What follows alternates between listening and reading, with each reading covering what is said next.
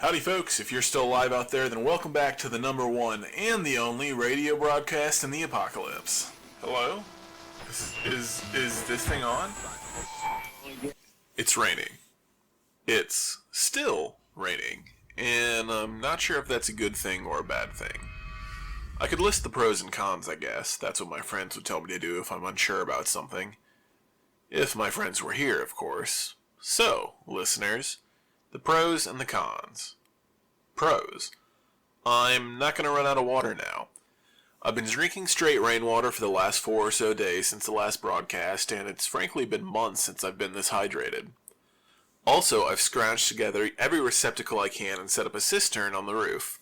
I shouldn't run out of water for at least a month or two, so that's a definite pro. I was also able to shower for the first time in God knows how long. It was cold, unfortunately, but you can't win them all. At least I was able to soap up and rinse down. And wash my clothes. Holy shit, I smelled so bad it wasn't even funny. Icarus is also enjoying the rain.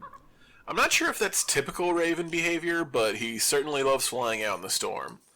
Has a bad habit of shaking his feathers off near the broadcast equipment when I'm not giving him enough attention. Yeah, I'm talking about you, asshole. Don't make that face at me. Yeah, fine, I'll pet you. Come here. Come here. Oh, who's a good little bird? He's been messing with old Miss Mabel recently. Remember the old zombie hanging out across the window across the street? Well, little Icarus here seems to enjoy pecking at her head and dodging the angry swipes of her hands. She looks pissed, or as pissed as a geriatric zombie can look. I know Icarus is quicker than her, but still, I do worry a little bit. So, drinking water, showering and cleaning, and Icarus's enjoyment are the pros. Then, what are the cons?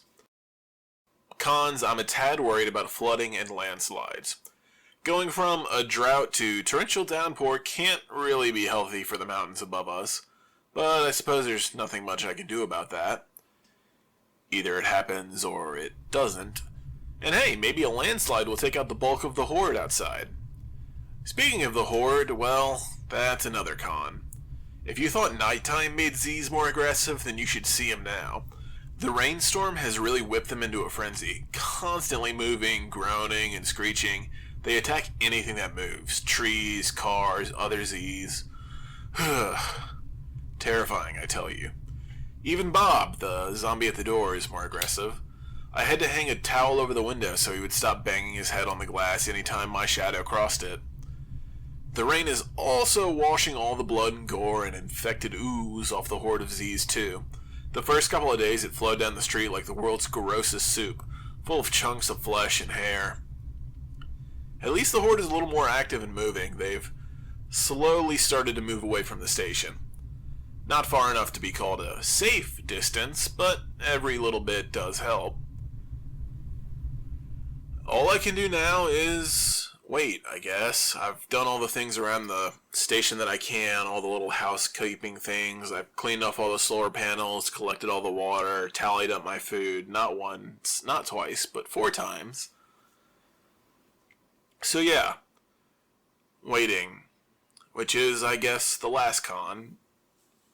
Spending too much time trapped in my own head. I've always been an overthinker, and now I've just got too much time to think.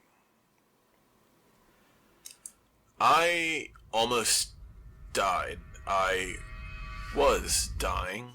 There's no sugarcoating it. I know it. If it hadn't rained when it did, then I would have died up on that roof.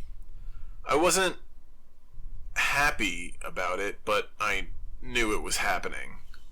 I've been through more life and death situations in the past 9 months than I can count, and it's weird. When you almost die and you accept it, when you fully accept that this might be it, this might be the end, it's hard.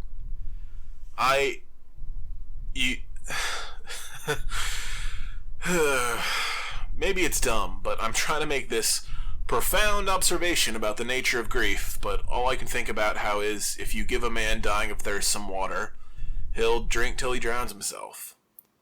Once you make that click, it's hard to flip that switch back in your head to living. to step back off that mental ledge. I could probably use some therapy, but where am I going to find a therapist in the apocalypse, am I right? And not just for my traumatic experiences. After all, you don't just stop being depressed or anxious because of the apocalypse. But hey, better dead inside than outside, I always say. That was weird. That was a weird thing to say. But I like to think the fact that I'm constantly saying strange and eccentric things is just part of my charm, listeners. Do not correct me if I'm wrong. It is still raining. It's kind of beautiful, the storm, actually. My God, it's beautiful. I mean, it's drab and gray and damp, but it feels like fresh ocean spray and sunlit dew on grass and electricity and 1,000 other things that make me want to burst and I can't put into words so make no sense. I've always been partial to storms. I love the feeling of letting rain hit my skin and wash away all my worries and pains. Rainstorms have always been like a fresh start to me, like the dawn of a new day, and the dawn is this fated thing. It comes and it will always come no matter what, no matter how you feel. A new dawn awaits. Sorry if this is getting maudlin, listeners, but have you ever heard of the multiverse theory? It's this theory that there are infinite parallel universes out there, made up of everything and every choice that could ever exist, every possibility.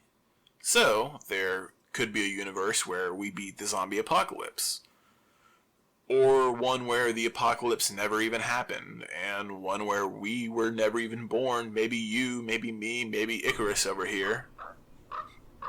Asshole. It's a nice thought that there could be a universe out here without all this pain and death. If there are parallel universes out there, then I hope the alternate universe me is happy. He deserves it. Alright, listeners, I think that's enough self-pity for one broadcast. If it ever stops raining, I'll catch you on the next one. That is, if we're all still alive to hear it.